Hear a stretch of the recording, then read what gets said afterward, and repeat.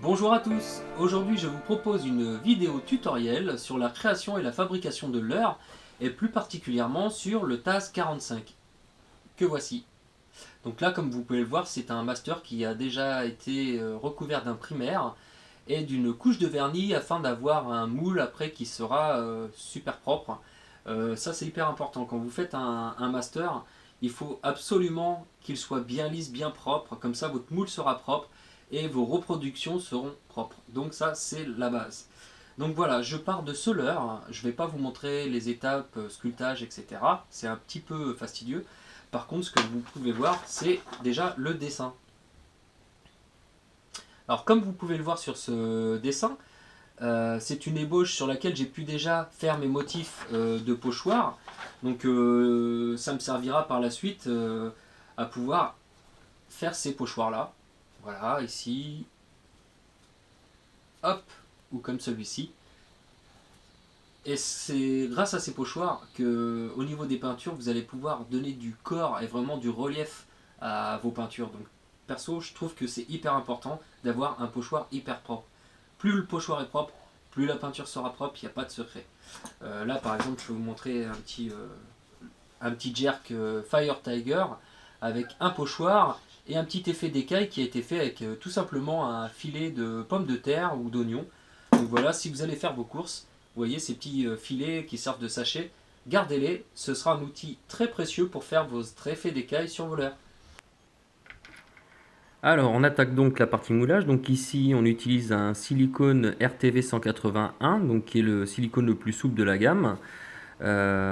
Puisque là, on ne cherche pas à faire un moule en double coque, mais un moule simple où on va juste fendre avec un cutter pour pouvoir extraire notre leurre. Donc pour le leurre, on utilise des attaches inox en 8. Donc comme vous pouvez le voir, il y a un côté ouvert, un côté fermé. Donc le côté fermé, bien évidemment, doit être vers l'extérieur du leurre. Donc vous positionnez la partie fermée dans les fentes de votre moule. Alors si j'avais voulu un moule double coque, par contre, j'aurais utilisé le RTV 139 qui est bien plus rigide et qui éviterait donc les déformations de votre leurre.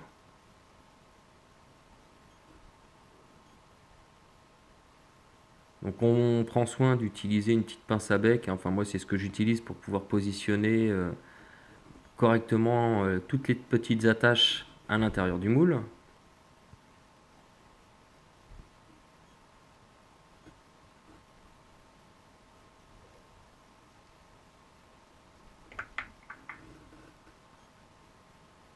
Donc voilà, toutes les attaches sont en place. On note bien d'ailleurs un petit téton à l'intérieur qui correspond finalement au perçage du leurre, ce qui permettra, vous le verrez par la suite, d'insérer en fait le lest du leurre. Donc là on est prêt, on peut fermer le moule et couler la résine.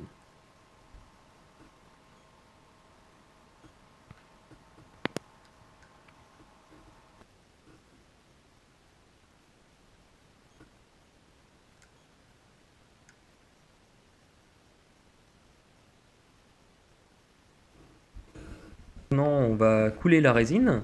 Donc là, sur la vidéo, j'utilise la résine Esprit Composite en kit de 2 litres.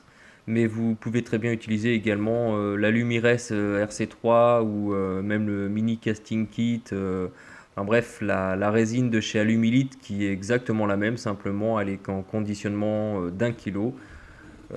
Ou alors le Mini Kit qui est un conditionnement de 500 ml. Donc de la même façon, il faut mettre du micro-ballon donc, dans votre mélange afin d'alléger votre leurre.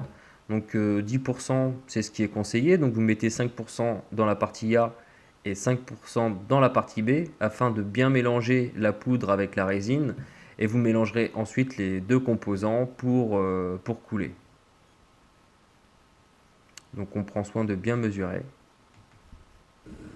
Voilà, donc ma partie A est prête. Maintenant, je passe à la partie B. Donc je mets exactement la même quantité, c'est du 50-50. Et même quantité également de micro-ballons.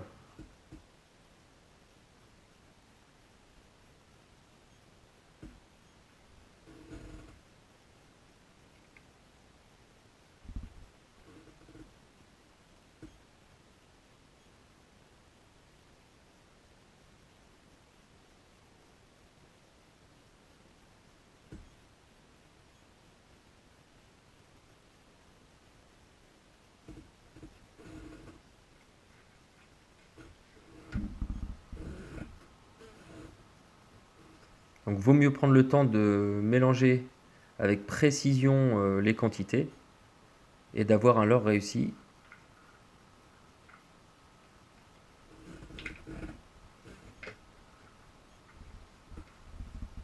Donc voilà, ma partie B est prête.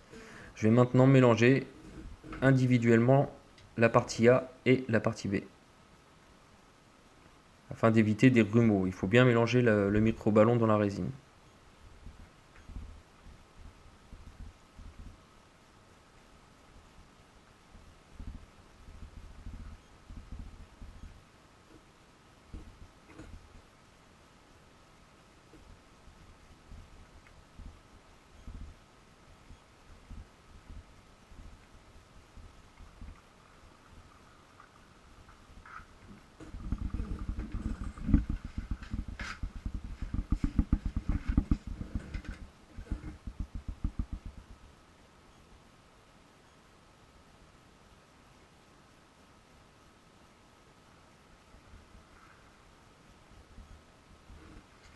Oui, alors pensez à essuyer votre spatule parce que si vous ne le faites pas, vous allez déjà mettre une partie de votre composant dans l'autre et ça va pas être bon, quoi.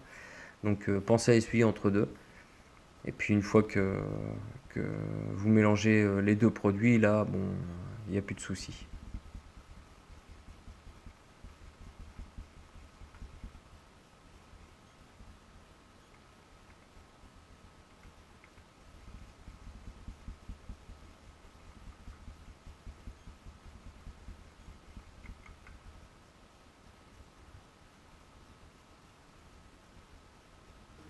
Donc voilà, maintenant on peut mélanger les deux composants. On touille bien, on prend le temps de bien les mélanger. Et dès que vous sentez que le mélange commence à légèrement chauffer dans vos doigts, il faut tout de suite passer à la phase de coulage dans vos moules. Ça veut dire que la résine commence à figer.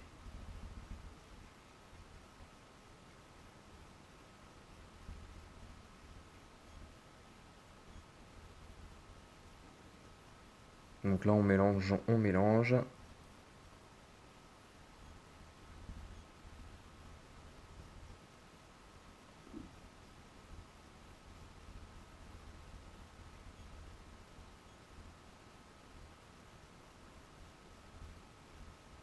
Donc on mélange bien et tant qu'on sent pas le mélange qui chauffe un peu, enfin qui commence légèrement à être chaud entre nos doigts, c'est que c'est pas encore prêt à être coulé. Dès que ça commence à chauffer, c'est que la résine commence à prendre et là il faut vraiment tout de suite aller verser dans vos moules. Donc vous versez tranquillement afin de ne pas faire trop de bulles. Et voilà, votre leurre est déjà bientôt prêt.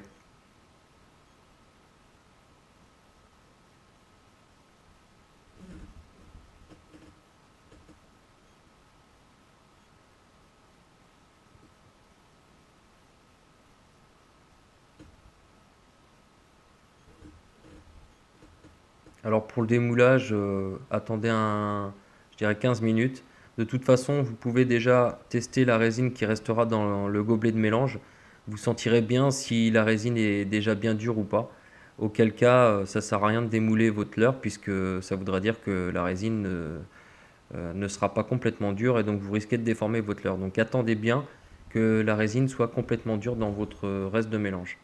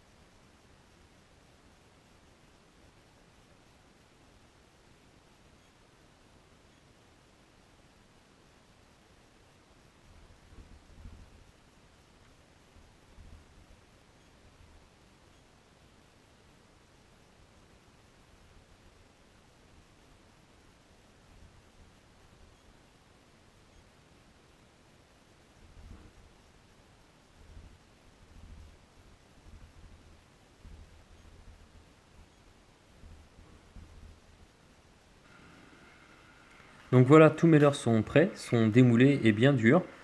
Donc maintenant, on va passer au lestage. Donc là, j'utilise des petites chevrotines de plomb afin d'équilibrer mes leurres.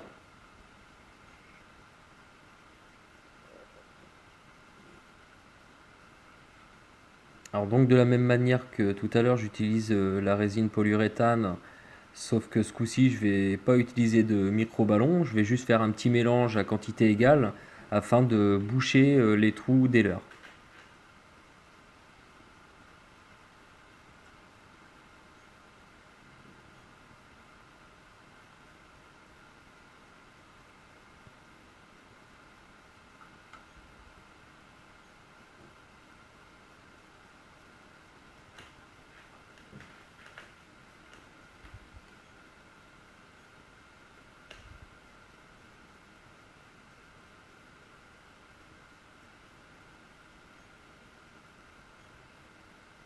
Donc encore une fois, je me répète, mais on prend le temps de bien mesurer chaque partie des composants pour avoir un bon mélange.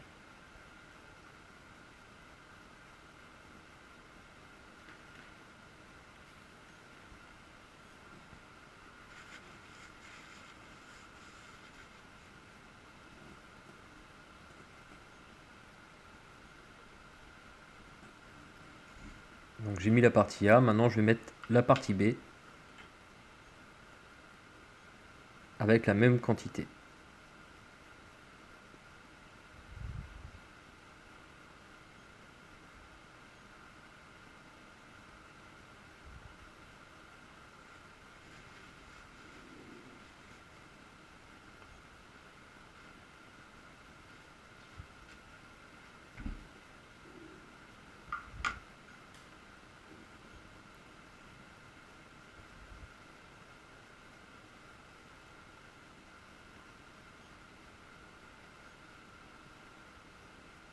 Donc on mélange bien, toujours, on prend le temps de bien mélanger.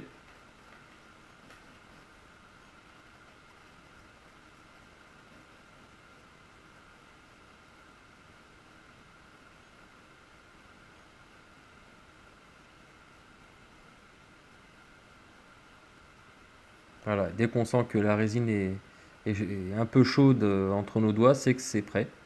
Donc maintenant, comme vous allez le voir, c'est un petit peu fastidieux, mais je mets quelques gouttes dans chaque trou où je vais positionner mon lest.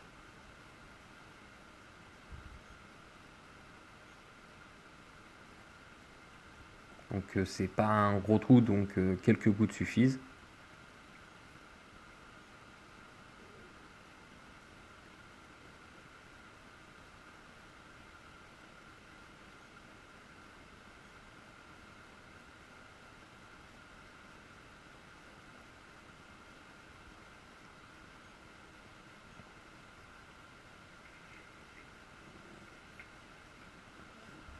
Donc maintenant, je vais tout simplement mettre mes petits plombs dans chaque orifice.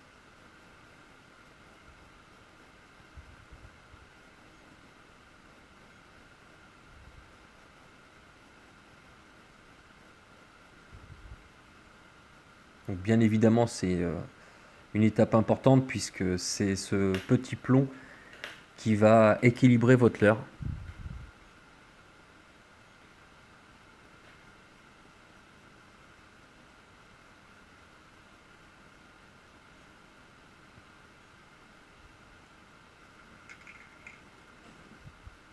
Donc s'il manque un peu de résine, on n'hésite pas à remettre quelques gouttes de manière à avoir vraiment le trou qui est complètement bouché.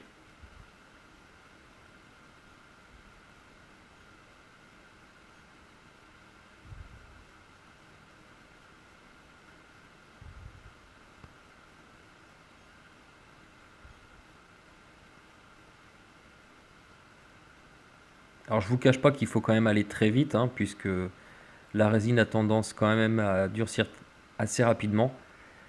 Donc on perd pas de temps et on essaye d'avoir des gestes les plus précis possibles.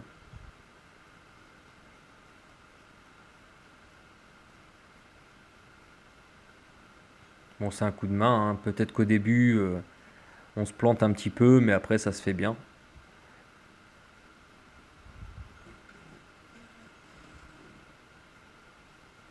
Alors si ça coule un petit peu, n'hésitez pas à essuyer tout de suite, parce qu'une fois que c'est dur, vous allez être obligé de reponcer, de gratter, ça va être une perte de temps.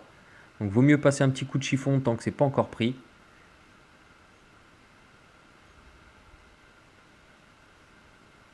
Et après vous n'avez plus qu'à laisser sécher.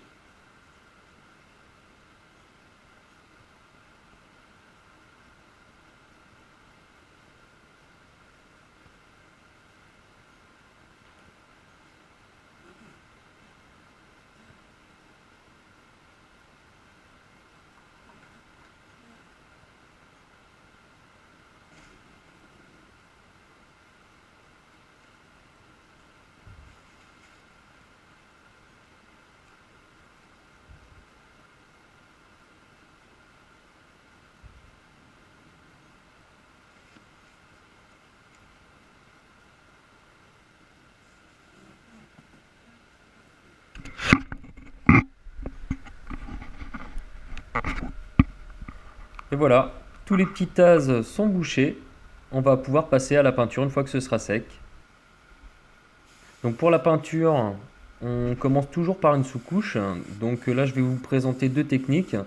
Donc une sous-couche dorée avec des paillettes dorées et une sous-couche argentée sur laquelle je vais poser un film holographique argenté. Donc là, je prends le temps de bien faire ma sous-couche sur tous mes leurres.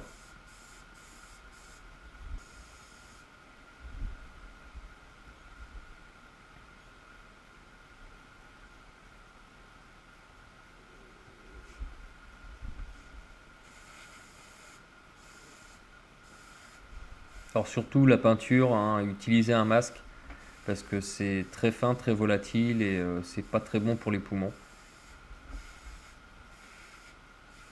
Même l'acrylique, hein, c'est pareil.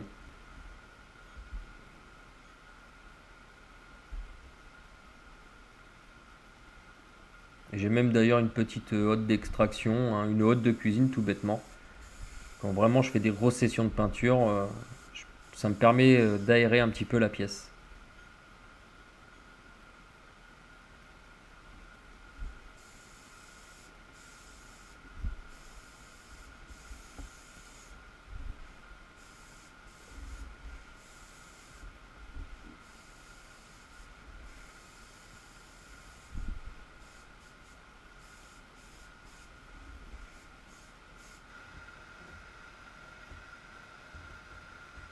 Alors on commence avec la technique des paillettes. Donc je vais vous montrer ici comment on fixe les paillettes sur votre leurre avant de faire un vernis. Donc, on prend notre leurre qui a déjà une base, donc une sous-couche dorée. Et avec cette même peinture, je vais mouiller le leurre.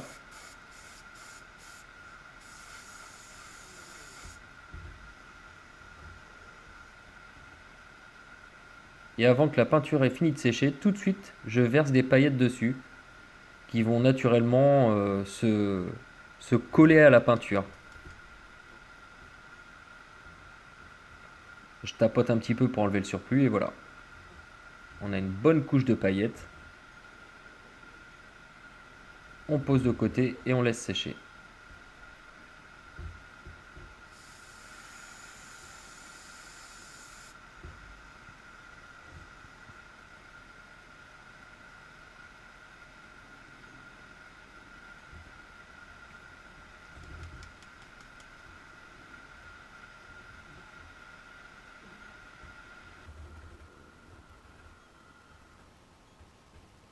Donc une fois que c'est sec, on va tout simplement frotter légèrement les paillettes afin d'enlever toute cette couche qui est bien sûr trop épaisse. Le but étant d'avoir que quelques paillettes pour envoyer des petits reflets. Ça sert à rien d'avoir un bijou complètement brillant. Donc on enlève le surplus de paillettes. Le but étant d'avoir, comme je vous dis, juste quelques paillettes sur le corps.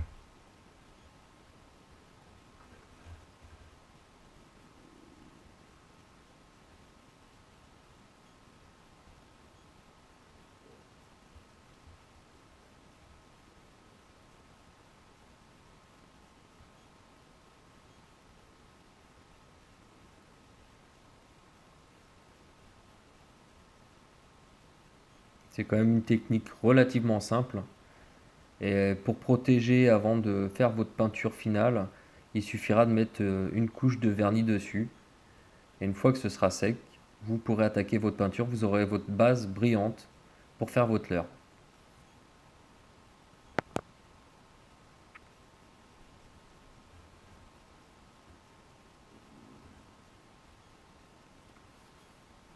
Voilà le résultat.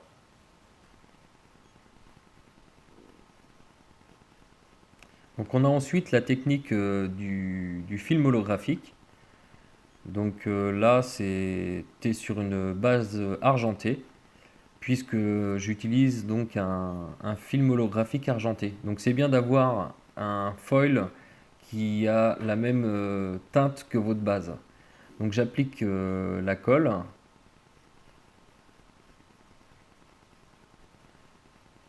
Et je vais laisser sécher tranquillement la colle avant d'appliquer le film.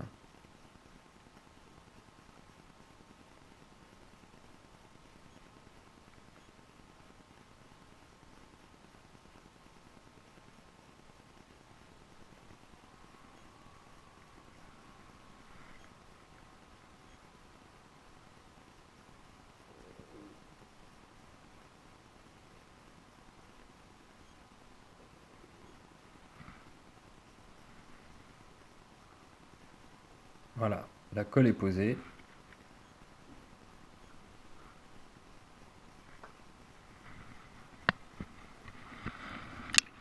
Alors, pour accélérer le séchage, bien évidemment, un petit sèche-cheveux. C'est pas la peine d'attendre 10 ans, hein.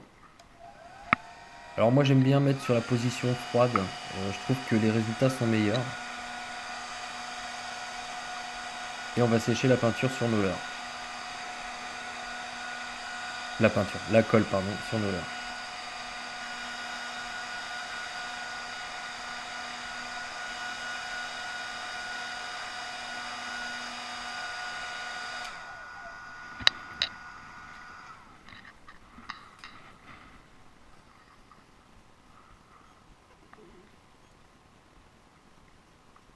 On va donc prendre notre petit film. On a une partie mate et une partie brillante. Donc on pose la partie mate sur le leurre.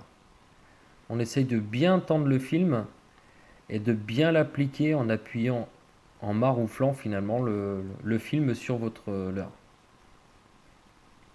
Et surtout, on ne le retire pas. On verra que ce sera qu'à la fin qu'il faudra le retirer, puisque c'est quand même très fin et ça s'abîme assez facilement. Donc on va faire tous les leurres sur une face et bien appliquer le film.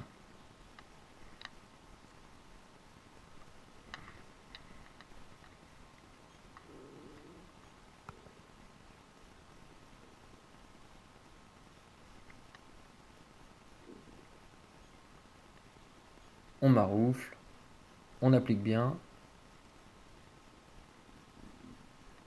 et on essaye d'éviter les plis de préférence.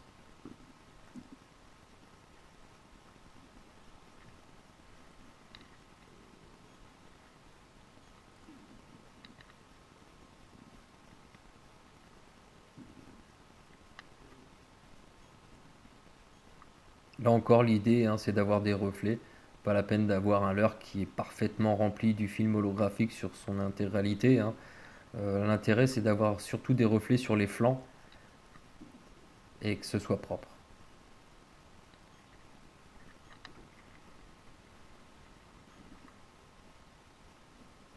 Donc une fois qu'on a fini un côté, on refait la même chose de l'autre côté, mais vous voyez, je laisse le film dessus afin de ne pas abîmer le revêtement. Et là, de la même façon, j'applique la colle et je mets de côté.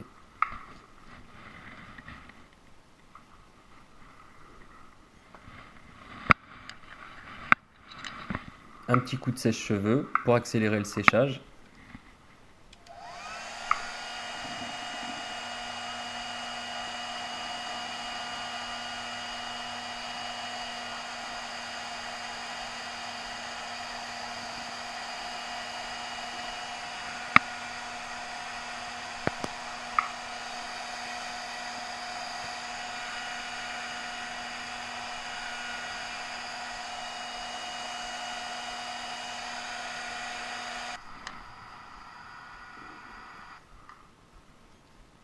Donc une fois sec, de la même façon, on prend le temps de bien appliquer le film.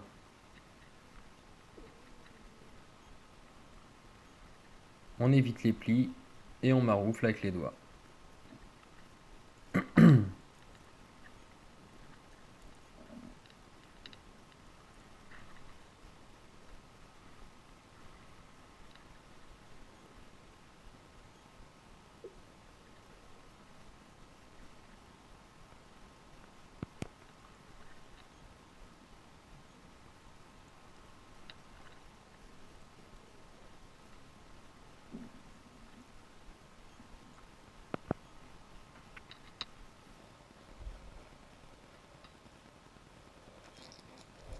Donc voilà, c'est terminé. Maintenant, on peut retirer le film. Et comme vous allez le voir, si les étapes de séchage et d'application sont bien faites, vous allez avoir un super reflet sur votre leurre. Il me restera plus qu'à poser un petit coup de vernis et d'attaquer la peinture. Alors on a deux vernis, on a le Amazing Clear Cast qui est le vernis époxy, donc qui va être préférable pour le film holographique puisque l'Alumi UV qui est le vernis UV est trop puissant et va altérer le brillant du film holographique. Donc là pour cette base dorée, je vais utiliser l'Alumi UV puisque là avec les paillettes on n'a aucun problème, même sur les peintures, il n'y a pas de souci. Il n'y a vraiment qu'avec les films holographiques que j'ai trouvé que ça enlevait un petit peu de brillant. Donc là je vais appliquer tranquillement mon vernis UV.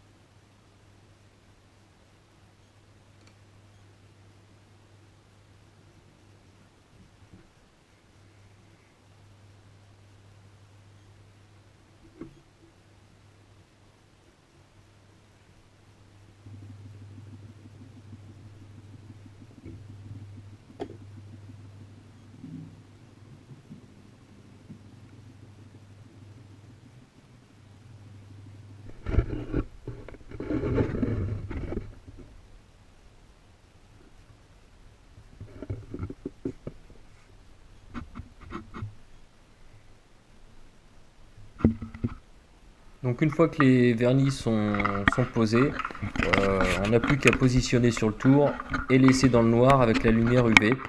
Donc suivant la puissance d'éclairage, on va avoir le vernis qui va être sec, je dirais entre 2 et 4 heures. Maintenant, si vous n'êtes pas pressé, vous le laissez tourner toute la nuit, peu importe. Mais normalement, en position fixe, ça fiche beaucoup plus vite que si ça tournait. Moi, j'aime bien le faire tourner parce que ça permet d'avoir un vernis plus homogène. Donc on va passer à la peinture. Donc là, c'est un vernis époxy qui a été posé sur le film holographique. Et là, je vais tout simplement faire un petit effet truite arc-en-ciel. Donc à base de rose, vert et de petits points noirs.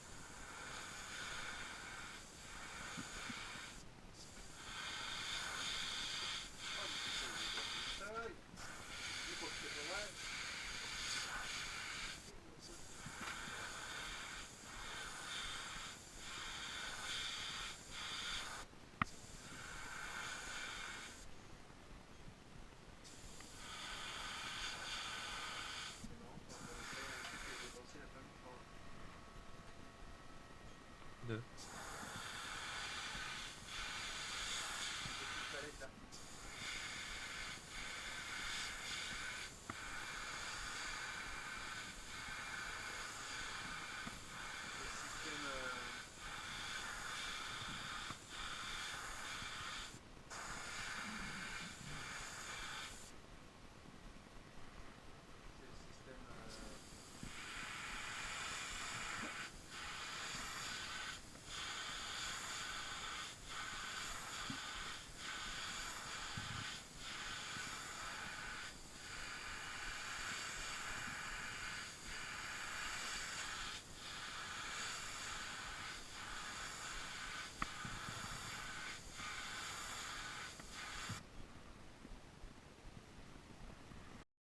Donc là, la base est terminée. On a donc une imitation truite arc-en-ciel avec un dos vert, un petit flanc rose et ces petits reflets holographiques qu'on avait posés avant.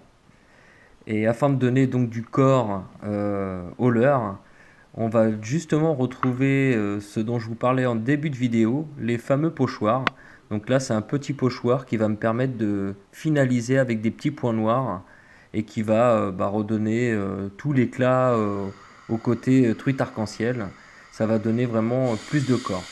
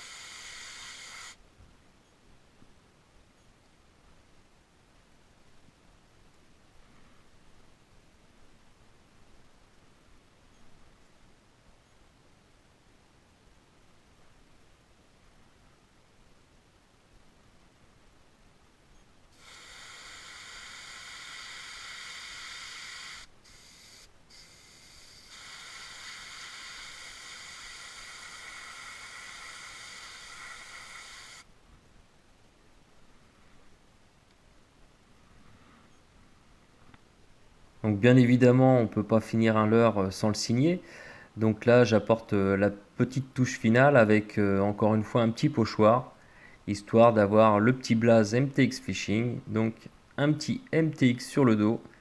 Et notre leurre sera enfin fini au niveau peinture. Il n'y aura plus qu'à faire un vernis final, donc soit avec le vernis UV, soit avec le vernis époxy, peu importe. Et notre leurre sera terminé. Voilà.